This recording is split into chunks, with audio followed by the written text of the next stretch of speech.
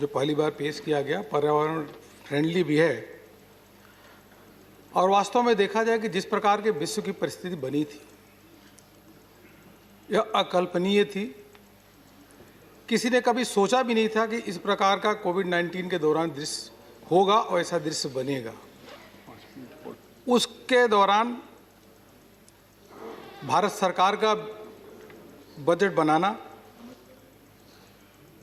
FRBM को ध्यान में रख करके, फिजिकल डेफिसिट को भी ध्यान में रख करके, लेकिन देश की चुनौतियों को भी ध्यान में रख करके और देश की आवश्यकताओं को भी ध्यान में रख करके जिस प्रकार से बजट बनाया गया, जिस बजट में घोषणाएं की गई, 5.5 लाख करोड़ रुपए कैपिटल एक्सपेंडिचर खर्च का एलोकेशन करके, जिससे कि देश की आर्थिक जो पहिया है वह भी चलती रहे, लोगों को रोजगार भी मिलता रहे और लोगों को जो मन में आशंकाएं थी, अलग अलग प्रकार के लोग शंका लगा रहे थे कि भाई इतना बड़ा संकट आया है, कुछ न कुछ किसी न किसी प्रकार से टैक्स तो जरूर ही लगेगा।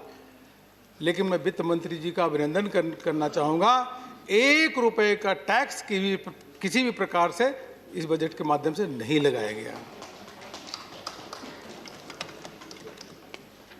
सर, मैंने सोचा था कि यूपीए के समय के बारे में मैं चर्चा नहीं करूँगा, लेकिन जब कल उधर के एक वरिष्ठ सदस्य यूपीए के समय के आर्थिक कुप्रबंधन का गौरव गाथा कर रहे थे, अभी भी कर रहे थे और अभी थोड़ी देर पहले भी गौरव गाथा उस समय का जो कुप्रबंधन था उसका कर रहे थे, तो मुझको लगा कि थोड़ा उनके समय की भी बात करना जरूरी है। किस प्रकार से चारों ओर भ्रष्टाचार था, लोग जेल जा रहे थे, डिस्प्यूट का केस बढ़ता जा रहा था, देश ही नहीं विश्व के लोग भी भारत में आने के लिए मना कर रहे थे। और तो और करंट अकाउंट डेफिसिट जो हमारा 4.8% माइनस में चला गया था, इन्फ्लेशन रेट 13% 2009-13 में होता था और जो अभी माननीय सदस्य बोल रहे थे, उन्होंने लगातार इन दोनों सदनों में कहे कि हम महंगाई दर को कम करेंगे, 100 दिन के अंदर कम करेंगे, लेकिन वो कम नहीं हुआ। 2009-10 का 13% इन्फ्लेशन रेट हुआ करता था, उसको संभाल नहीं पाए। भयंकर भय का वातावरण था और उनके समय कोई निर्णय होता ही नहीं था। मान्यवर, मैं जरा बताना चाहूँगा, अभी तो चले गए, निर्णय लेने के लिए कोई अधिकृत नहीं था।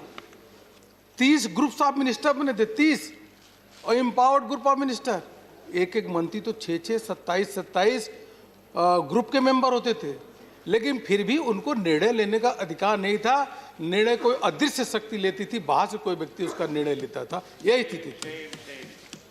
और उसका नतीजा मान्यवर क्या हुआ? उसका नतीजा यह हुआ कि झगड़े बढ़ते रहे, डिस्प्यूट बढ़ते रहे। 301 सेंट्रल सेक्टर के जो गवर्नमेंट के प्रोजेक्ट्स थे, सेंट्रल सेक्टर के जो 150 करोड़ रुपए से अधिक के प्रोजेक्ट से, वो इतना डिले हुए कि उस समय के ministry of statistical and programme implementation जो उसकी रिपोर्ट है, 1,74,000 इतना रुपए की उसमें भारी भरकम बढ़ोतरी हुई। 1,74,000 करोड़ रुपए की उसमें बढ़ोतरी हुई। इस प्रकार से उस समय की स्थिति थी। विवाद, कोर्ट में केस उलझते चले जा रहे थे। उस समय 2011 के समय जब यूपीए के समय थी, उस समय इतने झगड़े उसमें होते थे कि 4.5 ट्रिलियन रुपीस के केस कोर्ट में पेंडिंग थे।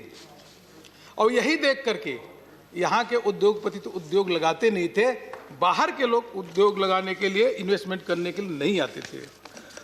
एक मैं बताना चाहूँगा माननीय कि नतीजा ये था कि 2013 में के अगस्त में यूपीए के समय सोचे कि चलो बाहर से हम अपना कुछ पैसा कलेक्ट कर ले, पैसा बॉन्ड के माध्यम से कुछ पैसा कलेक्ट करते हैं। पैसा रेजिंग का उन्होंने व्यवस्था बनाई और उन्होंने टारगेट जो रखा कॉर्पोरेट बॉन्ड के माध्यम से कि $25 बिलियन हम फॉरेन से पैसा कलेक्ट करेंगे। लेकिन उस समय स्थिति तो बिल्कुल भिन्न थी, बाहर के लोग तो विश्वास ही नहीं करते थे और स्थिति ये हुई कि पूरी ताकत उसमें यूपीए के लोगों ने लगाया, जाके मार्केटिंग भी किया, लेकिन इंफ्रास्ट्रक्चर बॉन्ड के लिए केवल 15% पैसा जुटा पाए। यह यूपीए के समय था। अब आज ये मोदी गवर्नमेंट है जिसके अभी आज के दिन में $74 बिलियन देश में आया है, हाईएस्ट लेवल $74 बिलियन, और फॉरेक्स रिजर्व भी $590 बिलियन है आज रिजर्व है, जो देश के इतिहास में सबसे अधिक रिजर्व आज के हैं तो हमारे देश में। स्थिति जैसा मैंने कहा किस प्रकार से आर्थिक कुप्रबंधन उस समय का दौर था। उस समय एक रिसर्च एजेंसी ने कहा था, PEW रिसर्च ग्रुप एजेंसी, फरवरी 2014 में उसने पूरा व्यापक रिसर्च किया, और रिसर्च करने के बाद क्या कहा, उसने कहा कि जो भारत की स्थिति है, भारत के लोग 10 में से 7 लोग जिस प्रकार से चीज घटित हो रही है, 10 में से 7 लोग नाखुश है, बिल्कुल इस सरकार को भी नहीं पसंद करते, नीतियों को भी नहीं पसंद करते। और इसी का नतीजा रहा कि 2014 में जब चुनाव हुए तो 70% लोगों ने उस सरकार को रिजेक्ट कर दिया। एक स्थिति वह बनी थी। और दूसरी स्थिति आज की देखिए, आज की स्थिति यह है कि अभी पिछले महीने पूरे देश भर में रैंकिंग और रेटिंग की गई, अप्रूवल जब रेटिंग हुई तो हमारे प्रधानमंत्री को नंबर 1 विश्व में नंबर 1 स्थान दिया। यह माननीय प्रधानमंत्री जी की क्रेडिबिलिटी और उनकी पॉलिसी का ही नतीजा है। इस प्रकार से स्थितियां अभी माननीय, एक चीज मैं और कहना चाहूंगा, आपने बोला है कि गरीब के, किसान के लिए, सबके लिए बताऊंगा, एक एक वर्ग के लिए बताऊंगा, जरूर बताऊंगा। बोल के तो निकल जाते हैं, सुनना ही चाहिए, कम से कम उनको भी महाज्ञानी है, थोड़ा और ज्ञान मिल जाएगा, लेकिन सुनेंगे नहीं, क्या करेंगे। किसानों की ज्ञान की आवश्यकता नहीं है। किसानों के भी आप 2013-14 में किसानों के 2014 में किसानों की 42 लाख हेक्टेयर ही केवल सिंचित भूमि होती थी। पर ड्रॉप मोर क्रॉप के माध्यम से जो बजट में भी उसके लिए फंड एलोकेट किया जाता है, 56 लाख हेक्टेयर से अधिक यह भूमि सिंचित होती है, यह किसानों के लिए। PM सम्मान किसान निधि, हमारे बजट में भी उसके लिए पैसा प्रावधान है। एक बार आप 50,000 करोड़ रुपए का किसानों का कर्जा माफ की घोषणा करके ढिढोरा पे पीटते रहते हैं। वो भी चुनाव आया तो हमारी सरकार चुनाव को ध्यान में दे करके नहीं, हर वर्ष किसानों को 60,000 करोड़ रुपए देने का वादा की है और दे भी रही है। किसानों के लिए आप कहते हैं कि आपने बहुत काम किया, हमने तो कुछ काम किया नहीं। मालूम, मैं बताना चाहूंगा कि जब यूपीए की सरकार थी तो किसानों की क्रेडिट, ओवरऑल क्रेडिट लिमिट जो होती थी वो केवल 7 लाख करोड़ रुपए होती थी। केवल 7 लाख करोड़ रुपए क्रेडिट लिमिट होती थी। और आज कोई 7 लाख से 10 लाख करोड़ रुपए नहीं, आज किसानों को ओवरऑल क्रेडिट जो लिमिट है वह 16.5 लाख करोड़ रुपए हो रही है। इस बजट में इसका उल्लेख। अब बताइए किसान खुशहाल होंगे कि नहीं होंगे, आप बताइए। लेकिन क्या करें, कुल मिलाकर के देखा जाए तो जिस प्रकार से मध्यम वर्ग ही ले लीजिए, आप कहते हैं मध्यम वर्ग भी नाराज है, मध्यम वर्ग की भी आमदनी नहीं बढ़ रही है। मैं बताना चाहूंगा कि 2013-14 में, मतलब 50-60 साल से जोड़ लीजिए, 2013-14 में इनकम टैक्स की रिटर्न 3 करोड़ 31 लाख फाइल होती थी, और आज के दिन में 3 करोड़ 31 लाख से बढ़ करके 2 गुना 6 करोड़ 48 लाख रिटर्न फाइल होती है। अब बताइए मध्यम वर्ग के लोग खुश हैं, उनकी आय बढ़ रही कि नहीं बढ़ रही। लेकिन क्या करें, आपके लोग जनता को गुमराह करते हैं। और जनता भी, जब ये चुनाव आ रहे हैं, जो चुनाव होते हैं, स्थानीय निकाय के चुनाव हो चाहे प्रदेशों के चुनाव हो, उसमें भी जनता आपको गुमराह कर देती है और दूसरी पार्टी, भारतीय जनता पार्टी को जिता देती है, क्योंकि लंबे समय आप गुमराह उनको नहीं कर सकते। अब अभी तो साहब चले गए, नहीं तो मैं बताना चाहूंगा कि आप जो नहीं कर सुन रहे, अच्छा ठीक है। आपने बताइए 2007-8 में कहा था कि जीएसटी ले आएंगे, यहाँ बैठे थे चिदम्बरम साहब, उन्होंने कहा था। और 2013-14 के बजट में बड़े दुखी मन से कहा कि 2007-8 में हमने कहा था कि जीएसटी ले आएंगे, लेकिन 2010 तक हम सोचे थे आ जाएगा, लेकिन हम जीएसटी नहीं ले आ पाए। नहीं, अगर मगर की देखो अगर भाई अगर मगर आप कैसे हुआ? आप भी कैसे हुआ? अगर अभी कैसे हुआ? You are not yielding. I am not yielding sir.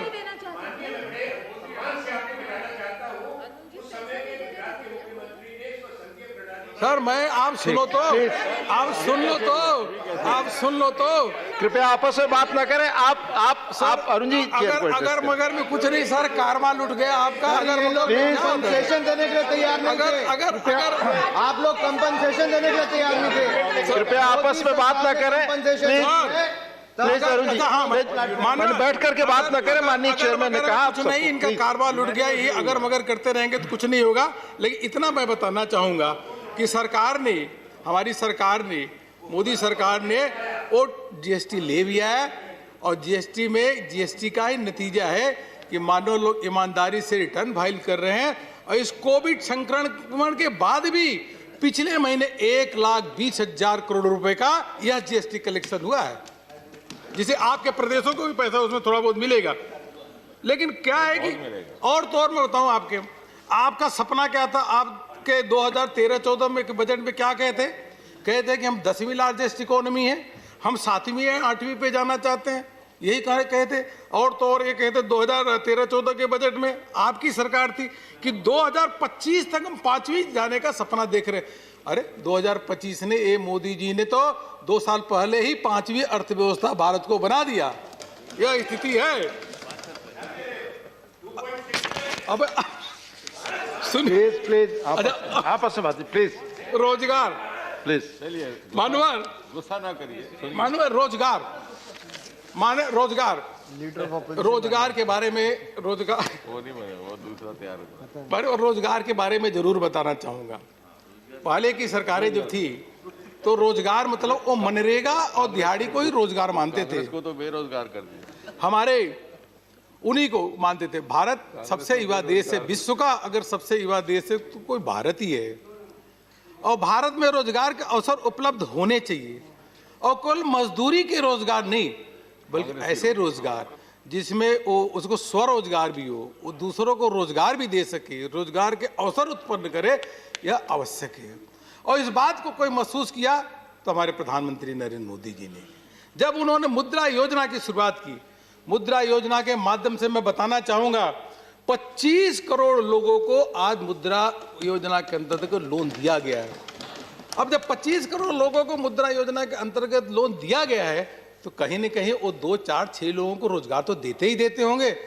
रोजगार उत्पन्न हुआ कि नहीं हुआ, जरा आप सोचिए। 66 lakh self help group, 66 lakh self help group जिसमें 7 करोड़ महिलाएं जुड़ी हुई हैं। 3,40,000 करोड़ रुपए सेल्फ हेल्प ग्रुप को दिया गया है। 7 करोड़ महिलाओं को लाभ मिला है। कुछ न कुछ तो रोजगार कर ही रहे होंगे। क्या केवल मजदूरी ही केवल करना, कोई लेबर को ही आप रोजगार मानते हैं क्या? वो कांग्रेस की रोजगार इसी के साथ साथ स्किल डेवलपमेंट, माननीय प्रधानमंत्री जी ने शुरू में कहा कि स्किल डेवलपमेंट को बढ़ावा देना चाहिए, क्योंकि भारत में जिस प्रकार से लोग प्रतिभावान है, टैलेंट है, वह विश्व में जाकर के छा सकते हैं। आज बताते हुए हर्ष हो रहा है कि आज हम जो स्किल डेवलपमेंट के क्षेत्र में, स्टार्टअप के क्षेत्र में आज हम थर्ड इकोसिस्टम अगर कोई है तो भारत है स्टार्टअप के क्षेत्र में। और 27,000 नए स्टार्टअप भारत में लगे हैं, क्योंकि जब स्टार्टअप होगा तो लोगों को रोजगार मिलेगा और औरों को रोजगार भी दे सकेंगे। वित्त मंत्री जी को इसलिए भी मैं बधाई देना चाहूंगा कि जो स्टार्टअप में जो पैसा जो लगाते हैं उन पे कैपिटल गेन को एग्जेम्प्ट भी करने की घोषणा की है और उसके साथ साथ स्टार्टअप का टैक्स एग्जेम्पशन भी 1 साल के लिए बढ़ाया है। इसलिए मैं आपका अभिनंदन करता हूं, माननीय प्रधानमंत्री जी का अभिनंदन करता हूं। भारत की तस्वीर तो जरा देखिए, भारत की तस्वीर। हम जानते हैं कि जब तक रिसर्च इनोवेशन नहीं होगा तब तक कोई देश बहुत आगे नहीं बढ़ सकता। आज क्या स्थिति है? पेटेंट, आपके समय से हमारे समय इस पे पेटेंट 4 गुना पेटेंट बढ़ चुके हैं। ट्रेडमार्क में ये स्थिति है, 5 गुना से अधिक ट्रेडमार्क आज भारत में रजिस्टर्ड हो रहे हैं। और तो और रिसर्च को बढ़ावा देने के लिए R&D होनी चाहिए, रिसर्च होना चाहिए और रिसर्च में नए नए चीज़ों का इनोवेशन होना चाहिए। और उसमें नेशनल रिसर्च फाउंडेशन बनाने की घोषणा हुई है और कोई छोटा मोटा नहीं, 50,000 करोड़ रुपए अगले 5 सालों में खर्च होगा, यह बजट में घोषणा की गई है। तो उसके माध्यम से रोजगार मिलेगा। देश भर में 3 करोड़ से अधिक सीएससी, उनके माध्यम से रोजगार मिल रहा है। स्टैंड अप, जिसमें मुख्य रूप से महिलाएं हैं, एससी एसटी के लोग हैं, 24,000 करोड़ रुपए से अगर पैसा उनको अधिक मिल रहा है, तो यह बताइए कि यह लोगों को, युवाओं को कुछ न कुछ काम करने के अवसर प्रदान हो रहे हैं कि नहीं हो रहे हैं। इसलिए मैं मानवर कहना चाहूँगा कि स्थिति यही है। शुरू से जो प्रधानमंत्री जी युवाओं को आगे बढ़ाना चाहते हैं, युवाओं को अलग अलग अवसर देना चाहते हैं, और देश का युवा आज कहीं खड़ा है तो नरेंद्र मोदी जी को और उनकी नीतियों के साथ देश का युवा खड़ा है। एक आपने कहा कि गरीबों के लिए कुछ नहीं किया। चलो गरीबों का तो अभी मैं बता ही दूंगा, हमारे मित्र भी बहुत सारे लोग बोलेंगे गरीबों के लिए बताने के लिए बहुत कुछ है। आपने अभी बोल के एमएसएमई को कुछ नहीं किया, आगे एमएसएमई के लिए कुछ किया ही नहीं। अरे कैसे नहीं किया भाई, आप बताइए। पिछले बजट में 7,572 करोड़ रुपए था, और आप सब लोगों ने क्या किया। इस साल का बजट जो असामान्य परिस्थितियों में बना, जिसमें सब कुछ बंद था, पूरे देश भर में, विश्व भर में लॉकडाउन था, उनके आंकड़ों को लेकर के जादूगरी के हिसाब से आपने बोलने का काम किया है। तो कौन सा तीर मार दिया भाई बताइए। मतलब सब कुछ एडवर्स स्थिति थी, स्थिति विषम थी, उसको लेकर के ऐसा किया ऐसा कि खुद खुश हो जाइए, लेकिन जनता, देश की जनता तो आपके भाषण से खुश होने वाली है नहीं। तो इनके बावजूद भी पिछले बजट से इस बजट में, पिछले बजट में जो 7,572 करोड़ रुपए जो इस सेक्टर के लिए रखा था, 15,700 करोड़ रुपए डबल करने का काम किया है। तो इस बजट में माननीय वित्त मंत्री जी ने किया है। लगातार एमएसएमई की डेफिनेशन बदलना। एमएसएमई सेक्टर जो है, छोटे और लघु उद्योग को लगातार कुछ न कुछ राहत मिलनी चाहिए, उनके प्रति अन्याय भी न हो, उनको छूट का दायरा भी मिलता रहे। लगातार उनके डेफिनेशन बदल करके उनको अधिक से अधिक छूट देने का काम किया और कंप्लायंसेज में उसको राहत देने का काम किया। इसलिए इसमें भी जो 50 लाख से अधिक 2 करोड़ पेडअप कैपिटल की घोषणा किया है, और 2 करोड़ से अधिक 2 करोड़ से 20 करोड़ टर्नओवर की जो घोषणा की है। छोटे जो हमारे एमएसएमई सेक्टर के लोग हैं, उनको बहुत बड़ा लाभ इससे मिल रहा है, क्योंकि जब टर्नओवर की सीमा बढ़ जाएगी तो बहुत सारी छूट उनको मिलेगी और बहुत सारे कंप्लायंसेज में भी उनको राहत मिलेगी। इमरजेंसी क्रेडिट गारंटी योजना चल रही है। लोगों को, इस सेक्टर को बिना अपनी प्रॉपर्टी मोर्टगेज किए लोन भी मिल रहा है। 3 लाख करोड़ रुपए की उसमें योजना है। मुश्किल में जो एमएसएमई सेक्टर है, स्मॉल और लघु सेक्टर के लोग, 20,000 करोड़ रुपए से अधिक उनको भी राहत फंड ऑफ फंड के माध्यम से दी जा रही है। आप बताइए, आपने तो एक काम किया नहीं। हमारे ऐसे छोटे और लघु उद्योग करने के को लाभ देने के लिए यह सरकार ने निर्णय लिया, या प्रधानमंत्री जी ने निर्णय लिया कि 200 करोड़ से जो कम के टेंडर होंगे उसमें विदेशी कोई उसमें टेंडर में पार्टिसिपेट नहीं करेगा, केवल भारत के उद्योग उसमें जाकर पार्टिसिपेट करेंगे। यह निर्णय लिया, यह निर्णय लेने का काम किया।